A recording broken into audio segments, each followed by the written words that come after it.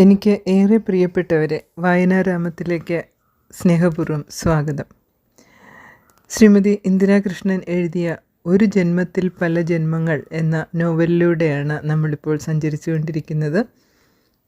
വ്യത്യസ്തമായിട്ടുള്ള കഥാപാത്രങ്ങൾ, നമ്മുടെ ജീവിത സാഹചര്യങ്ങളിൽ നമ്മളെപ്പോഴൊക്കെയോ കണ്ടുമുട്ടിയ കഥാപാത്രങ്ങൾ, അനുഭവിച്ച കഥാപാത്രങ്ങൾ ഒക്കെയാണ് ഇന്ദിര ചേച്ചി നമുക്കായി ആവിഷ്കരിച്ചിരിക്കുന്നത്.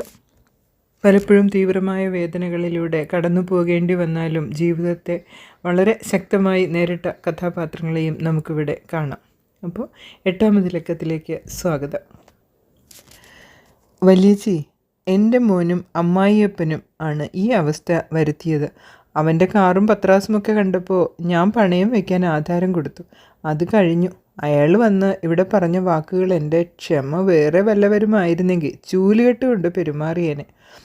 വീട് പൊയ്ക്കോട്ടെ, അയാളുടെ ഒറ്റ പൈസ വേണ്ട എന്ന് മകനോട് പറഞ്ഞിട്ടുണ്ട്. 10 ലക്ഷത്തിന് ഇത് മുഴുവൻ അയാൾക്ക് കൊടുക്കണം. ചെറ്റ വിട്ടുകളം മല്ലികേ. മാഷും പറഞ്ഞു അവിടുത്തെ പെർഫോമൻസ്. അയാൾക്ക് ഗോപിയുടെ പെങ്ങളെയും മക്കളെയും 4 പറയണത്രേ. മാഷ് സോമനെ വിളിച്ച് പറഞ്ഞിട്ടുണ്ട്, നിൻ്റെ അമ്മായിയപ്പൻ്റെ വായടപ്പിച്ചില്ലെങ്കിൽ നാട്ടുകാർ കൈവയ്ക്കുമെന്ന്. അവിടുന്ന് പഞ്ചായത്ത് പ്രസിഡൻറ്റും അവൻ്റെ ഫ്രണ്ട്സും വന്നിട്ടുണ്ട്. അവർ പൈസയൊന്നും വാങ്ങാൻ കൂട്ടാക്കിയില്ല. അവരുടെ ചുമതലയാണതെന്ന്. വലിയച്ചി എപ്പോഴേ വന്നത്? ഹേമ മുറിയിൽ കടന്നു വന്നു. ഞാൻ 8 മണിക്കെത്തി. ഞാൻ നേരത്തെ വന്നിട്ട് എന്താ, ബോഡി വരുമ്പോഴേക്കും വന്നാൽ മതിയല്ലോ എന്ന് വിചാരിച്ചിട്ടാ. ഹേമ, ബോഡി ഇങ്ങോട്ട് കൊണ്ടുവരണില്ല, മടങ്ങിപ്പോണോ? ഞാനിങ്ങോട്ട് വരുമ്പോൾ തെക്കേലെ സാവിത്രി ചേച്ചി എന്താ അവിടെ വിശേഷം, കാറുകൾ വന്ന് പോണ കണ്ടല്ലോ എന്ന് ഞാൻ വിവരം പറഞ്ഞു. അതിനെന്താ, ഇതൊക്കെ ലോകത്തിൽ സംഭവിക്കണ കാര്യമല്ലേ? എന്നാലും അവരും മല്ലികേച്ചിയും ഗോപിയേട്ടനുമായിട്ട് തെറ്റാ ഹേമ. അങ്ങനെയൊന്നും ഇല്ല. അയലക്കം അച്ഛൻ്റെ മരുമക്കൾ, അതന്നെയാണ് ഞാനും വിചാരിക്കണേ. ബോഡി പാറമേക്കാവിലേക്ക് നേരെ കൊണ്ടുപോകുമോ? ഒന്ന് കാണാൻ പറ്റില്ലല്ലോ ഹേമ. അത്ര വിഷമമുണ്ടെങ്കിൽ ഗോപിയുടെ വീട്ടിൽ ചെന്നാൽ മതി. സോമൻ്റെ ഭാര്യ പോണ്ടാവും. മല്ലിച്ച് പോണില്ലേ ഹേമ? അവൾക്ക് തീരെ വയ്യ. എനിക്ക് യാത്ര ചെയ്യാനും വയ്യ. ഞാൻ അവൾക്ക് കൂട്ടിരിക്കും. പ്രഷറിൻ്റെ വേരിയേഷൻ ആവും. അവൾക്ക് തല ചുറ്റുണ്ട്. നാളെ ഏതെങ്കിലും ഡോക്ടറെ കാണിക്കണം. മല്ലിയച്ചിക്ക് കാണണ്ടേ ഹേമ? ഇന്നലെ കാലത്ത് വരെ കണ്ടുകൊണ്ടിരുന്നതല്ലേ, ഇനി വെട്ടിപ്പൊളിച്ച് വീർതാക്കിയത് കാണണ്ട. അവൾ ചെയ്യേണ്ട ക്രിയകളും ഇല്ലല്ലോ.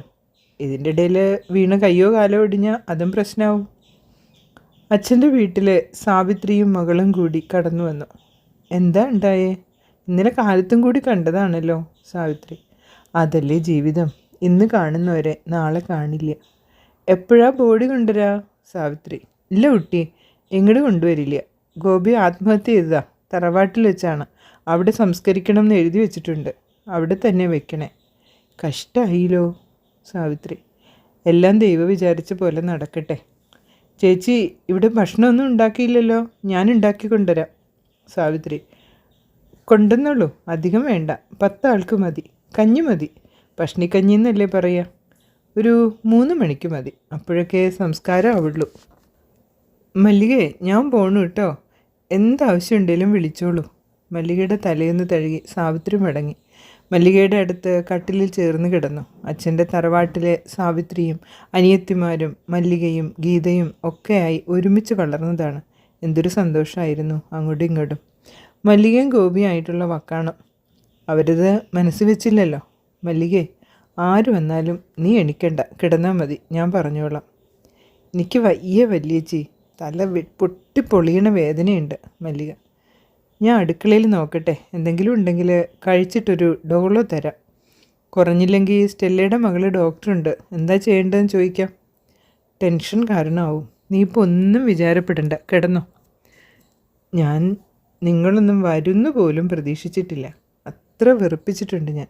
സാവിത്രി ചേച്ചിയോടൊക്കെ ഗോപിയേട്ടൻ മോശമായി പെരുമാറിയപ്പോൾ ഒരക്ഷരം ഞാൻ പറഞ്ഞിട്ടില്ല.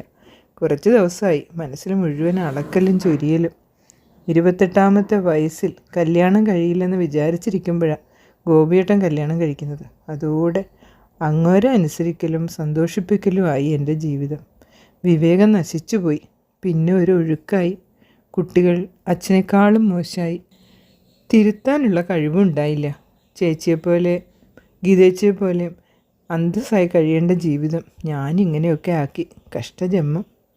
നീ ഒന്നും മിണ്ടാതെ കിടക്ക്. തലവേദന കൂടെ ഉള്ളൂ. രാമനാമം ജപിക്ക്. ഞാൻ അടുക്കളയിൽ പോയി നോക്കിയിട്ട് വരാം. തളത്തിൽ ചെന്നപ്പോൾ സോമൻ്റെ ഭാര്യയും ഹേമയും കൂടി ഇറങ്ങുന്നു. പടിക്കൽ ഓട്ടോറിക്ഷ വന്ന് നിൽക്കുന്നു. സ്റ്റെല്ല വടക്കേപ്പുറത്തെ ഉമ്മറത്തിണ്ടിലിരിക്കുന്നു. അടുക്കളയിൽ തപ്പിയപ്പോൾ ഗോതമ്പ് നുറുക്ക് കണ്ടു. സ്റ്റെല്ലേ, കുറച്ച് ഉപ്പുമാവ് ഉണ്ടാക്ക്. മല്ലികയ്ക്ക് കുറച്ച് കൊടുത്ത് ഒരു ഡോളോ കൊടുക്കാനാ. തല പൊളിയണു അത്രേ. കുറച്ച് മതി.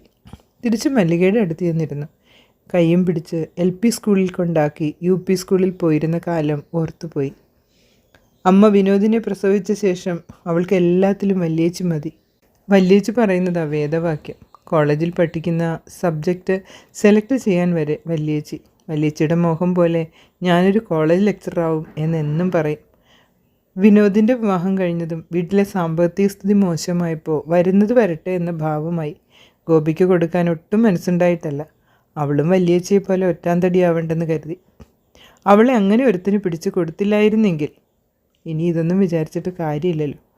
കണ്ണടയുന്നവരെ അവളെ സംരക്ഷിക്കണം. കൂടപ്പിറപ്പല്ലേ.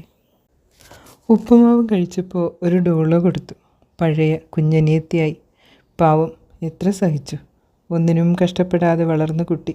അച്ഛനില്ലാത്ത കുറവ് അറിയിച്ചിട്ടില്ല. ഫോൺ റിങ് ചെയ്തു. ആരാ ഇപ്പോൾ വിളിക്കാൻ? കൃപ ഏജൻസിയിൽ നിന്നാണ്. ഇന്ന് സ്റ്റെല്ലാവതിയുടെ കാലാവധി തീരുന്ന ദിവസം. ലിസ വന്ന് കൊണ്ടുപോകാമെന്ന് പറഞ്ഞതായിരുന്നു, മറന്നുപോയി. ഫോൺ എടുക്കാം. ഹലോ, ശാന്ത മാഡം അല്ലേ? അതെ. സ്റ്റെല്ല നഴ്സിൽ മാഡത്തിൻ്റെ ഒപ്പം അല്ലേ? പുതുക്കേണ്ട ഡേറ്റായി. ഞാൻ പുതുക്കണില്ല. എനിക്കിനി ആവശ്യമില്ല. സ്റ്റെല്ല ഇവിടെ ഇല്ല. അവളുടെ മകൾ ഡോക്ടർ നളിനി വന്ന് കൊണ്ടുപോയി. അങ്ങോട്ട് വരുന്നുണ്ടെന്ന് പറഞ്ഞു. അവരുടെ മകളോ? അതെ, അവർ ഒരു ദിവസം നാട്ടിൽ പോയി. അവരുടെ മകളിപ്പോൾ ഡോക്ടറാണ്. അവിടെ തൃശ്ശൂർ തന്നെ ഉണ്ട്. ഇനി ജോലിക്ക് പറഞ്ഞയക്കുന്നുണ്ടാവില്ല. എന്നാലും ഏജൻസിയിൽ വരും 2 ദിവസത്തിനുള്ളിൽ. വിളിച്ച വിവരം പറയാം. സ്റ്റെല്ല അടുത്ത് തന്നെ ഉള്ളതുകൊണ്ട് എല്ലാം കേട്ടു. തങ്കു, നിൻ്റെ ഏജൻസിയിൽ നിന്നാ ഞാൻ നുണ പറഞ്ഞത് കേട്ടുല്ലോ. ഏതായാലും നീ ഇപ്പോൾ എനിക്ക് വിഷമമില്ലെങ്കിൽ നിൻ്റെ മോളുടെ അടുത്തേക്ക് പൊയ്ക്കോ. എനിക്ക് കുറച്ച് ദിവസം നിൽക്കേണ്ടി വരും. നീ പണ്ടത്തെ പോലെ വേലക്കാരി ആവണത് എനിക്കിഷ്ടമല്ല. എൻ്റെ വീട്ടിൽ നീ ഒരിക്കലും വേലക്കാരി ആയിരുന്നില്ല. അമ്മ പറഞ്ഞത് ഞാൻ എങ്ങോട്ട് ചോദിക്കണമെന്ന് വിചാരിച്ചതാ. മല്ലികമ്മയുടെ മരുമകളൊക്കെ ഉണ്ടല്ലോ ഇവിടെ. അമ്മയ്ക്ക് കുറച്ച് ദിവസം ഇവിടെ നിൽക്കാതെയും പറ്റില്ല. അമ്മ പറഞ്ഞില്ലെങ്കിലും ഞാൻ അമ്മയുടെ മരുന്ന് പെട്ടിയും ബാഗിൽ വെച്ചു. ഞാൻ ഇവിടുന്ന് പോട്ടെ എന്ന് ചോദിക്കണമെന്ന് വിചാരിച്ചേ ഉള്ളൂ. എന്നാലും അമ്മയ്ക്ക് ആവശ്യമുണ്ടെങ്കിൽ വിളിച്ചാൽ ഞാൻ വരും. സ്റ്റെല്ല, നീ ഏജൻസിയിൽ ഒറ്റയ്ക്ക് പോകണ്ട. ലിസ വരും. അച്ഛന് വെറുതെ വിടണ്ട. എന്നെ പറ്റിച്ച കാശ് തിരിച്ചു വാങ്ങണം. ഞാൻ ലിസയെ വിളിച്ച് പറയാം. മോളുടെ വീട്ടിൽ നിന്ന് ഓട്ടോ വിളിച്ച് പോവാൻ ഉള്ള ദൂരമല്ലേ ഉള്ളൂ. ലിസ അങ്ങോട്ട് വരും. അമ്മയുടെ കയ്യിൽ നമ്പറില്ലേ മോളുടെ? ഞാൻ സേവ് ചെയ്തിട്ടുണ്ട്. സാവിത്രി ഭക്ഷണം കൊണ്ടുവന്നാൽ കഴിച്ചിട്ട് പോയാൽ മതി. ശരി. എനിക്ക് ലിസ വക്കീലിൻ്റെ നമ്പർ ഒന്ന് ഫോണിൽ കയറ്റി തരാമോ? സ്റ്റെല്ല, തരാം. മോളുടെ ഫോണിലേക്ക് അയക്കുകയും ചെയ്യാം. റൂമിൽ ചെന്നപ്പോൾ മല്ലിക മയക്കത്തിലാണ്. എന്തെങ്കിലും തീരുമാനിക്കണം. കടം തീർത്ത് വീട് പൂട്ടി അവളെ കൂട്ടിക്കൊണ്ടു പോകണം. മക്കൾ അവരുടെ കാര്യം നോക്കട്ടെ. പറ്റിയാൽ വാടകയ്ക്ക് കൊടുക്കണം. തെങ്ങടിച്ചാൽ പന വീഴണ പോലത്തെ 2 ആൺപിള്ളേർ. മൂത്തവൻ ഡിഗ്രി ഉഴപ്പി പാസ്സായില്ല. രണ്ടാമത്തവൻ എൻജിനീയറിംഗ് ഡിപ്ലോമ എടുത്തതാ. ഇനി ഇങ്ങനെ നടന്നാൽ പറ്റില്ല. പണിയെടുത്ത് ജീവിക്കട്ടെ. വല്യേച്ചിയുടെ കാലം കഴിഞ്ഞാലും മല്ലികയ്ക്ക് ജീവിക്കണമല്ലോ. മല്ലികയ്ക്കും വിനോദിനും ഒക്കെ കല്യാണം ആകുമ്പോൾ സൗകര്യം പോരല്ലോ എന്ന് വെച്ചിട്ടാണ് വീടിൻ്റെ മുൻഭാഗത്ത് തന്നെ വീടിൻ്റെ സൈഡിലായി 2 മുറികൾ തീർത്തത്. കയ്യിൽ കാശാവുമ്പോൾ അച്ഛൻ പണിത വീട് തട്ടിക്കളഞ്ഞ് പുതിയ പോർഷനോട് ചേർത്ത് അടുക്കളയും ഹാളും ഒക്കെ എടുക്കണമെന്നായിരുന്നു പ്ലാൻ. മനസ്സിലെ എല്ലാ പ്ലാനും താളം തെറ്റിച്ചു മല്ലികയുടെയും വിനോദിൻ്റെയും ബന്ധങ്ങൾ. അവസാനം ഒക്കെ ഇട്ടെറിഞ്ഞ് തടി തപ്പേണ്ടി വന്നു. ഒറ്റപ്പെട്ട് നിൽക്കുന്ന ഈ മുറികൾ വീടിനൊരു അഭംഗിയായി തോന്നിയിട്ടുണ്ട്. ഒരു നിലയ്ക്ക് നന്നായി. വാടകയ്ക്ക് കൊടുക്കാമല്ലോ. നാളെ അവൾക്കൊരു വരുമാന മാർഗം. മക്കളെ കൊണ്ട് അവൾക്ക് കാശിന് ഗുണമുണ്ടാവില്ല. ഇനി എന്ത് ജോലി കിട്ടാൻ? ട്യൂഷൻ എടുക്കാനും കൂടി പറ്റില്ല. ഇത്ര കാലം പുസ്തകം തൊടാതിരുന്നതല്ലേ. സാവിത്രിയും അനിയത്തിയും കൂടി കഞ്ഞിയും കൊണ്ടുവന്നു. അടുക്കളയിൽ വെച്ചു. ഇവിടെ ശവമിറക്കാത്ത കാരണം അശുദ്ധിയൊന്നും ഇല്ലല്ലോ. സാവിത്രി, അതെ, ഇന്നലെ അവിടെ ഇവിടെ കഴിഞ്ഞയാൾ ഇന്ന് ആരും അല്ലാതായി. ഓരോരുത്തരുടെ യോഗ. സാവിത്രി, ഞങ്ങളെക്കാളൊക്കെ പഠിക്കാൻ മിടുക്കിയായിരുന്നു. കണ്ടാലും സുന്ദരി. നല്ല 2 ആൺമക്കളെയും പെറ്റു വളർത്തി. അനുഭവിക്കാൻ യോഗം വേണമല്ലോ. വീടുമ്മയെ കുറച്ച് കടം എടുത്തു കൊടുത്തു മോന് കച്ചവടത്തിന്. അത് ജപ്തിയായത്രേ. ഗോപി തറവാട്ടിൽ നിന്ന് ഭാഗം വാങ്ങിയിട്ടില്ല. അവരുടെ വീട് പണയം വെച്ച കടവും അച്ഛൻ്റെ കടവും വീട് പണിതതും ഒക്കെ ഗോപി ഗൾഫിലുള്ള ഇപ്പോൾ ചെയ്തതാ. ഇപ്പോഴവർക്കൊക്കെ നല്ല സൗകര്യം. അമ്മ മരിക്കും വരെ ഭാഗം ചോദിക്കാതെ കഴിക്കണമെന്ന് വെച്ചതാ. അവർ സഹായിച്ചില്ലെന്ന് മാത്രമല്ല, കുറേ ചീത്ത പറഞ്ഞു അത്രേ.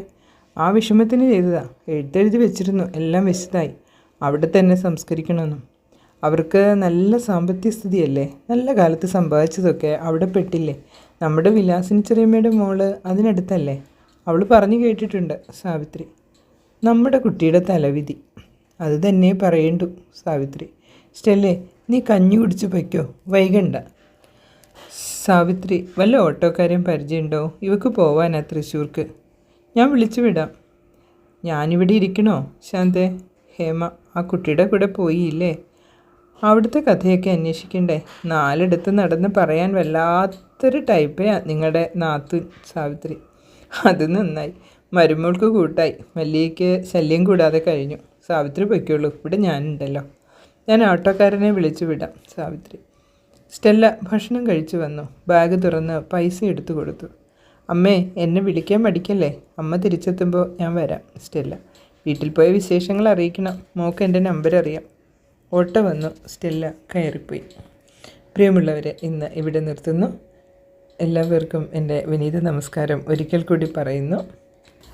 നിങ്ങളുടെ ഈ സപ്പോർട്ടിന് ഒരുപാട് നന്ദി പറഞ്ഞുകൊണ്ട് അടുത്ത ലക്കത്തിൽ വീണ്ടും കാണാം.